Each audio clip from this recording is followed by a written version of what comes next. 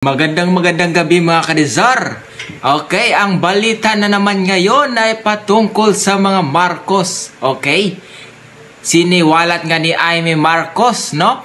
Ang gobyerno daw ngayon o ang presidente ngayon ay hindi si Marcos, kundi si Araneta at si Romualdez. Ayun, yon yung binulgar ni Marcos Amy. Okay, panoorin po natin para maniwala kayo. Ito. Ang gobyerno ngayon ay hindi Marcos. Ang gobyerno ngayon ay Romualdez at Araneta.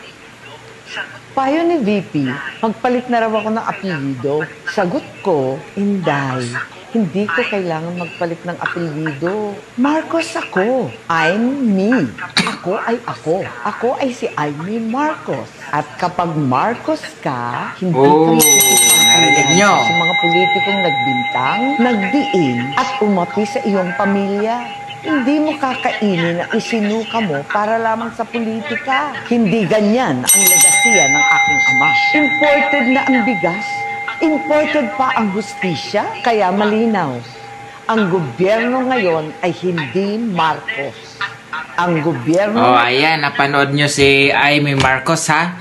Yun na nga ba yung sinasabi ko sa inyo noon? Oh, hindi nga ako nagkamali na ang nagpapatakbo na ang utak ngayon sa Pilipinas ay walang iba, kundi si Lisa Araneta Marcos at ang kanyang, sino ba tong, ano bang relasyon nila ni Martin?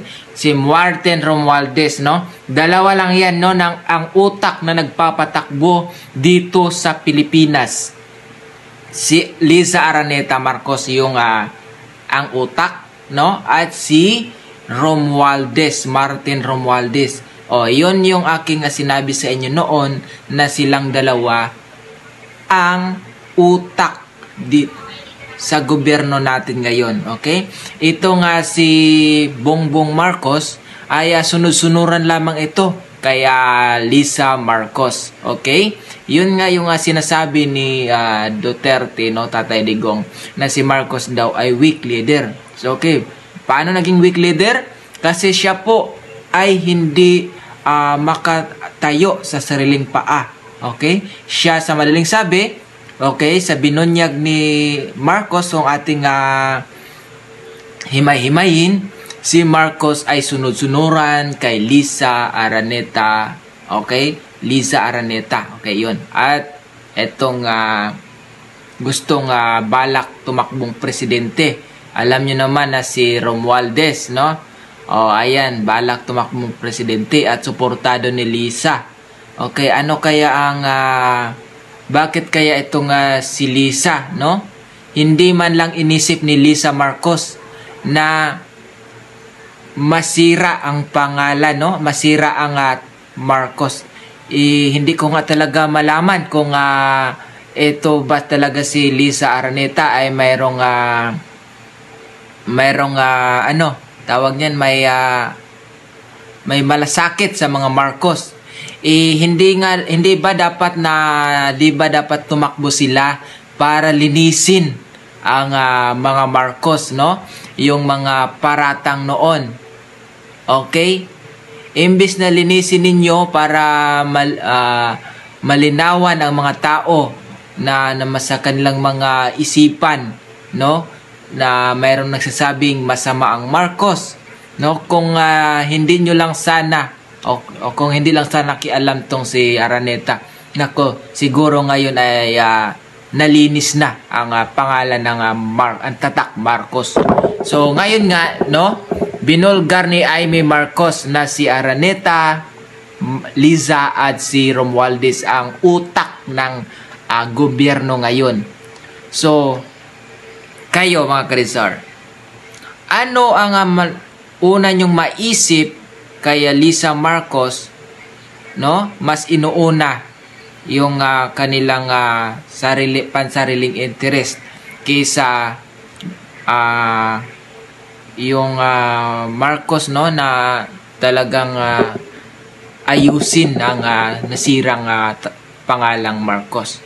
O siguro ang sa aking pananaw, si Lisa Marcos ay walang pakialam, no, sa Tatak Marcos, no, ng Ligasiya, at ang nasirang Marcos, nasirang pangalan ng Marcos noon, no? Walang pakialam, dapat tumulong nga siya eh. Siya yung first lady, no? Dapat tulungan niya si BBM na maiayos yung mga ang kanyang ang Marcos, no, ng nakaraang past years na hindi na nabigyan ng magandang linaw yung mga tauhan ngayon. Okay? So, ang ginawa patuloy ni Lisa, no? Parang pinagsasabong niya pa yung mga Duterte at Marcos. Grabe, no? Grabe, hindi man lang naisip ni Marcos. So, kayo mga karizar, ano ang reaction ninyo dito patungkol sa inilabas ni Amy Marcos na video na eto nga binulgar niya na si Liza Araneta at Romualdez lamang po ang dalawang utak ng gobyerno ngayon. Okay, ikaw ba? Ano ang nasa puso at damdamin ninyo? Okay? I-comment nyo lang dyan sa ating comment section at babasahin natin yan kung ano ang inyong maging pananaw dito sa video ni Amy Marcos. Okay? At ang pang-last, ang tanong, no? Kung iboboto daw ba si Amy Marcos? Well, depende po yan sa inyo. Okay? Tingin ko naman ito ay si Marcos, Amy, parang best friend naman talaga sila ni Inday Sara. Oo, parang best friend naman talaga sila. Okay? Nangingialam lang talaga daw to si Liza Marcos, no? At si Romualdez, no? Yun. At tingin ko nga hindi sila magkasundo ni Lisa at si Amy. Parang tingin ko ganon. At si Romualdez. Kasi daw inaharang daw ni Lisa na gustong kausapin ni Amy Marcos, si Bongbong Marcos na ang kanyang kapatid, no? Gustong kausapin. Pero hinaharang daw, no, ni Lisa at ni Romualdez. So, baka nga hindi sila nagkakasundo. Ayun. Okay, mga karizal, hanggang dito lang po ang ating vlog. Okay, huwag kalimutan mag-subscribe, no? Pindutin ang notification bell para like ang updated sa ating vlog.